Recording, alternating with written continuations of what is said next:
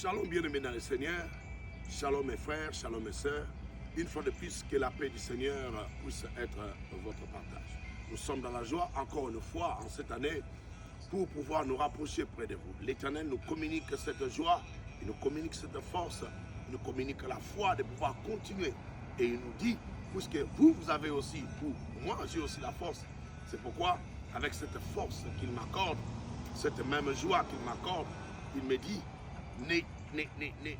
ne garde pas ça. Ne garde pas ça seulement pour toi-même. Communique, apporte cela aussi aux autres. Vous savez, l'histoire, si je ne m'abuse, le chapitre, dans 2 Rois chapitre 5, nous connaissons l'histoire des 4 lépreux. 2 Rois chapitre 5. Ils ont dit, lorsqu'ils sont allés, ils étaient en dehors de la ville, la Bible dit que, après avoir mangé, ils ont dit, ce n'est pas bien ce que nous faisons. Nous devons aussi apporter aux autres. Nous ne faisons pas quelque chose de bien. Quelqu'un qui retient la parole que Dieu lui a donnée, c'est la nourriture, la parole et la nourriture du Seigneur. L'Éternel nous donne. Voilà pourquoi aussi nous venons aussi pour vous communiquer cela, pour vous apporter cela, afin que nous tous nous puissions manger. La nourriture spirituelle, c'est la meilleure nourriture. La Bible dit dans Matthieu chapitre 4, verset 4, que l'homme ne vivra pas seulement du pain, mais qu'il vivra de toute parole qui sortira de la bouche du Seigneur. Donc, la joie est pour nous immense de nous rapprocher près de vous pour vous communiquer, vous apporter aussi l'ainsi dit ou la parole du Seigneur. Nous sommes vraiment dans la joie. Nous sommes presque, l'année continue. Nous avons débuté cette année avec des très bons messages, avec des jolis thèmes. Et l'Éternel ne cesse de nous parler. Et on avait dit, si on peut se souvenir encore, que Dieu avait dit que si nous gardons ces principes en cette année, nous allons posséder les pays. Si nous gardons ces principes en cette année, nous allons prospérer, nous allons vivre sa main. Voilà pourquoi il ne cesse, dans sa grande bonté, dans son grand amour, il ne cesse de nous pousser, de nous mettre sur la ligne, afin que nous puissions aussi vous apporter la pensée de l'Éternel, afin que nous puissions vous apporter l'ainsi dit de l'Éternel. Dieu veut que nous puissions prospérer. La Bible déclare, dans les livres des prophètes, toujours, dans les épîtres, la Bible dit, je veux que tu prospères à tous égards comme est l'état de ton âme. L'Éternel veut que ton âme, mon âme, puisse prospérer. Il veut aussi que nous puissions prospérer matériellement. Beaucoup de gens font le contraire. Ils veulent prospérer matériellement, mais ils ne veulent pas prospérer spirituellement. Si tu commences à prospérer spirituellement, cela va attirer le matériel. Donc je te conseille, au lieu de chercher tout d'abord le matériel, de courir après le matériel, cherche le spirituel. Mets l'équilibre en toi, ramène l'ordre. La Bible déclare, si je ne m'abuse, dans les livres des Proverbes, Salomon dit, celui qui bâtit sa maison de l'intérieur pourra bâtir sa maison de l'extérieur. Donc, ce qui est très important, c'est notre esprit. Lorsque l'esprit est fort, l'esprit est solide, l'esprit est assidu, l'esprit est debout, ça va attirer. C'est le spirituel qui appelle, qui attire le matériel. Alors, beaucoup commettre cette erreur. Ils cherchent à courir après le travail, après le mariage, après des amis. Pendant que si tu fortifies ton esprit devient fort, un homme intérieur fort. Tu auras la facilité d'avoir des amis. Tu auras la facilité d'avoir un mari, de te marier. La facilité d'avoir une femme. La facilité de tout avoir. Parce que tu as travaillé ton intérieur.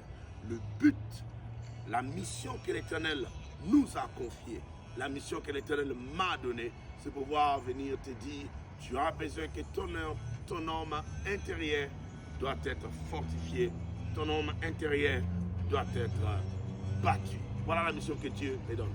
Alors aujourd'hui, je voudrais qu'on puisse partager un thème. Notre thème, c'est, je prends ça j'ouvre ma Bible, je suis nous allons lire des textes. Nous allons lire des textes. Je commence par le livre de 2 Rois chapitre 17. Non, 2 Rois chapitre 18. 2 Rois chapitre 18, verset 17 à 18. 2 Rois chapitre 18, verset 17. Écoute ce qui est écrit. Le roi d'Assyrie envoya de Lachish à Jérusalem vers le roi Ézéchias, son général en chef, son général d'état-major et son aide de camp, accompagné d'une puissante armée. Lorsque les 3 officiers supérieurs firent arriver en haut de la côte près de Jérusalem, ils prirent position près de l'aqueduc du réservoir supérieur, qui est sur la route du champ des teinturiers. Ils crièrent qu'ils voulaient parler au roi Eliakim. Ils criaient qu'ils voulaient parler au roi. Eliakim, fils de Hilkiyahu, qui avait la charge du palais royal, Shebna, le secrétaire du roi, et Yoa, fils d'Azaph, l'archiviste, sortirent de la ville à leur rencontre. L'aide du camp du roi d'Assyrie leur dit: transmettez ce message à Ézéchias. Voici ce que déclare le grand roi, le roi d'Assyrie. En quoi mets-tu ta confiance? Tu t'imagines que de simples paroles peuvent tenir lieu de stratégie et de puissance militaire? Mais en fait, le roi pose la question: sur quoi comptes-tu donc pour être révolté contre moi? Parole du Seigneur. Et nous allons lire le psaume chapitre 37. Psaume 37. Pour essayer d'expliquer le message que l'Éternel. Psaume 37.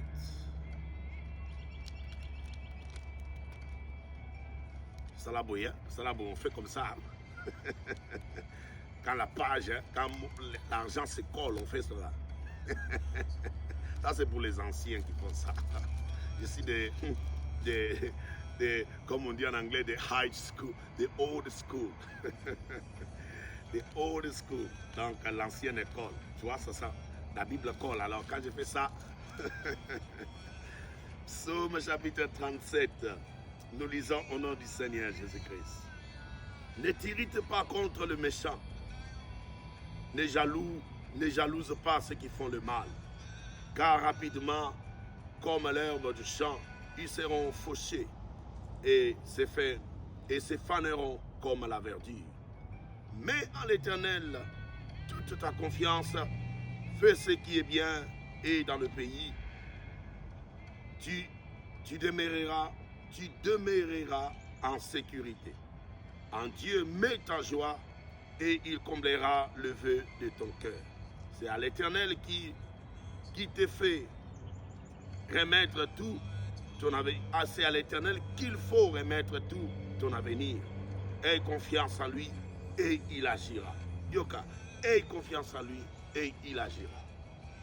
Notre thème d'aujourd'hui, notre petit thème d'aujourd'hui, je suis mandaté à venir t'exhorter en ces courts petits mots pour venir te dire de mettre ta confiance à l'Éternel. Notre petit thème s'intitule « Qui est encore en possibilité de mettre sa confiance en l'Éternel ?» Vous savez, Jésus-Christ, lorsque il marchait parmi les hommes, il a dit une chose. Il a dit: est-ce que quand le Fils de l'homme reviendra, trouvera-t-il encore la foi sur la terre? Il ne parlait pas de la terre comme endroit, lieu où nous marchons. Il parlait de toi. Tu es une terre parce que je suis tiré de la poussière. L'Éternel, souviens-toi, il est écrit dans le livre de Genèse chapitre 1, il est écrit que de la poussière, l'Éternel, Genèse chapitre 2 plutôt, de la poussière, Dieu a tiré l'homme. Et il a dit: de la poussière tu as été tiré, et de la poussière tu retourneras. Donc c'est à nous, lorsque Jésus-Christ est en train de parler de la terre, il parle de toi et il parle de moi. Mais alors Jésus-Christ pose la question: lorsqu'il reviendra sur la terre, est-ce qu'il trouvera encore de la foi? La foi, c'est la confiance. La foi, c'est l'espérance des choses qu'on espère, dont on ne voit pas. On espère. Alors pour espérer, il faut avoir la confiance. quelqu'un ne peut pas espérer s'il n'a pas la confiance. Tu ne peux pas, mon frère, tu ne peux pas, ma soeur, espérer à quoi que ce soit si tu n'as pas confiance en ce que tu crois, en ce que tu attends. Donc tu dois avoir confiance. J'ai confiance en Dieu. Voilà pourquoi je parle de Dieu. Pouvez-vous croire? Je ne suis pas le meilleur, je ne suis pas aussi le moindre.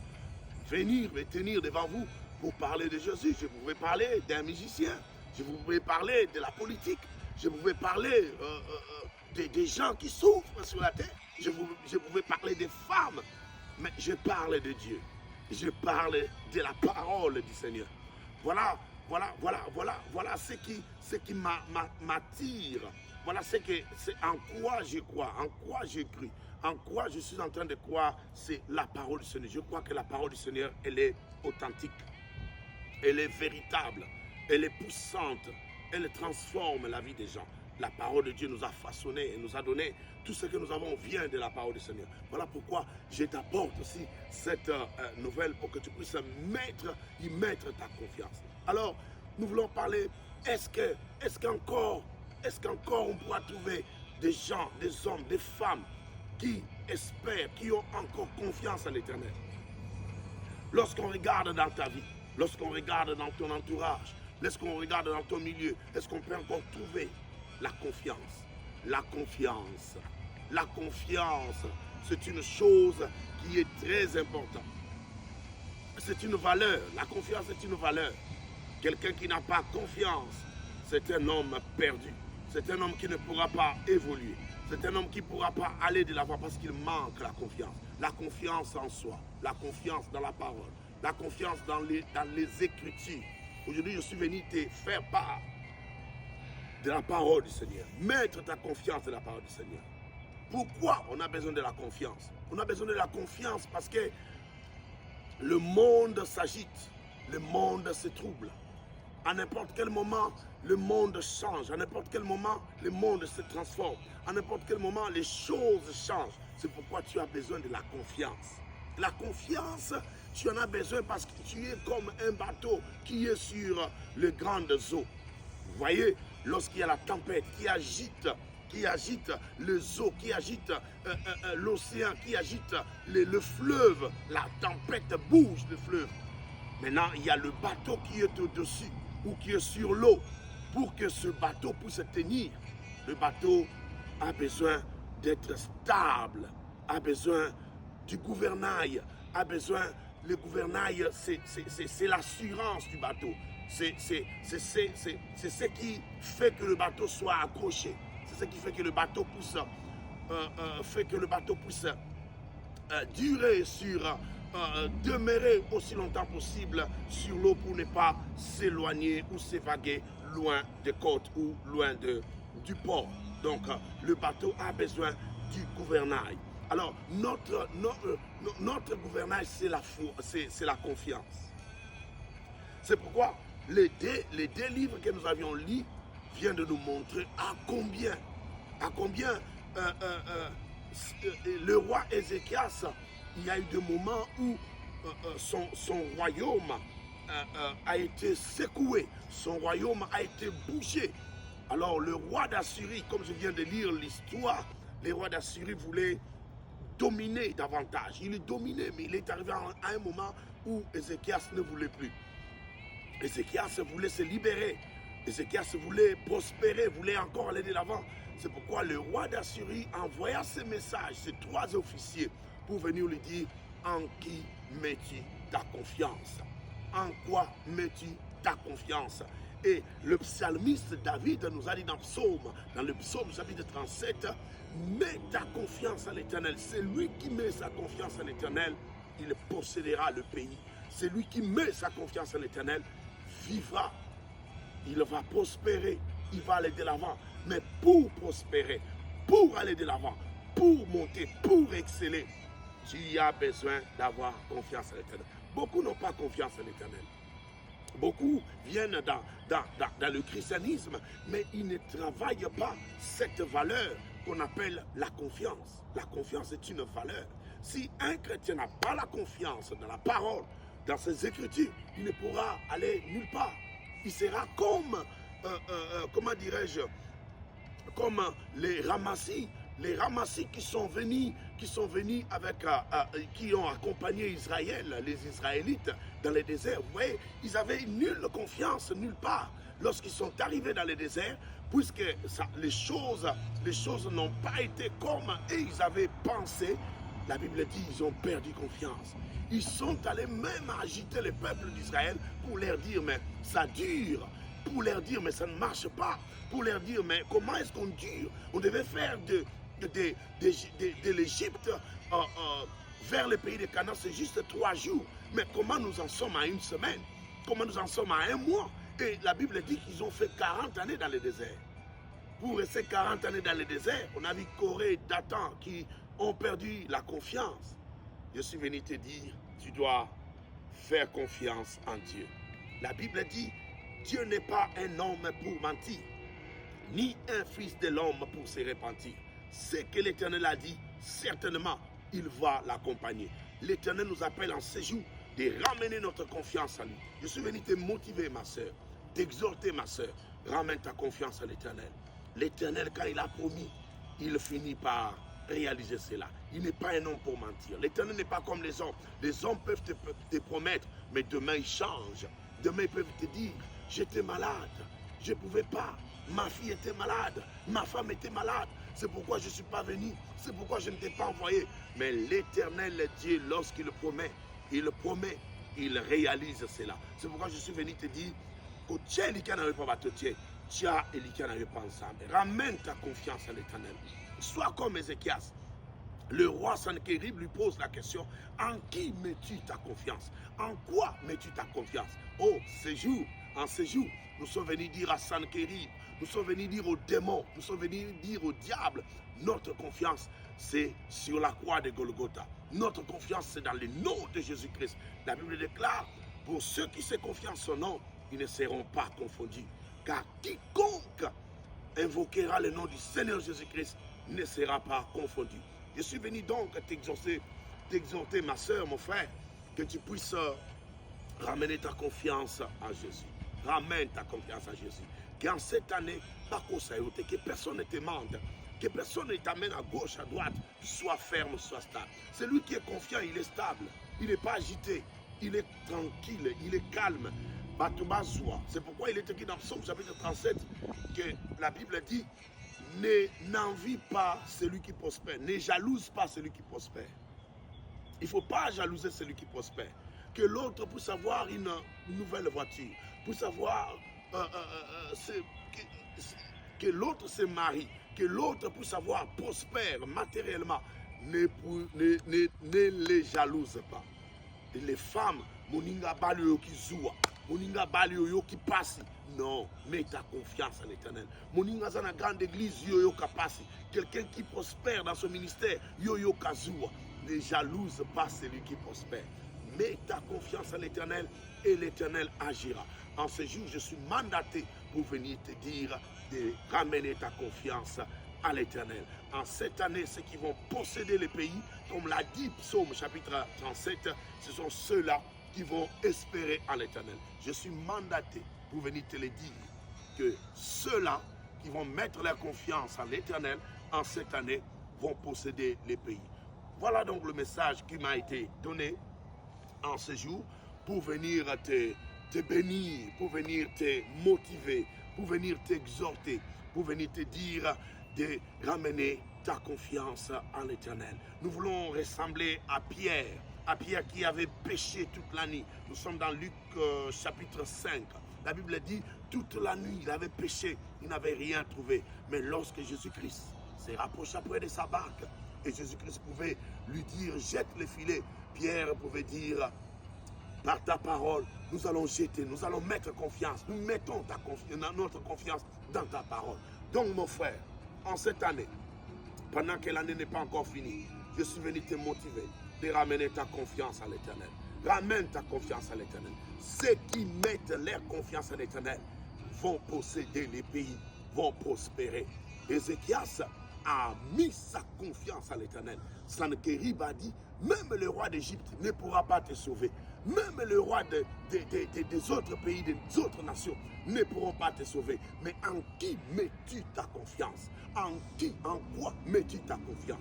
Nous sommes venus dire au monde, notre confiance, c'est dans le nom de Jésus-Christ. Qu'il pleuve, qu'il neige, qu'on soit malade, qu'on ne soit pas malade, on met notre confiance en l'Éternel. Qu'on soit riche, qu'on soit pauvre, qu'on soit dans un état critique, on met notre confiance en l'Éternel. Qu'on nous bouscule, qu'on nous menace, nous mettons notre confiance en l'Éternel.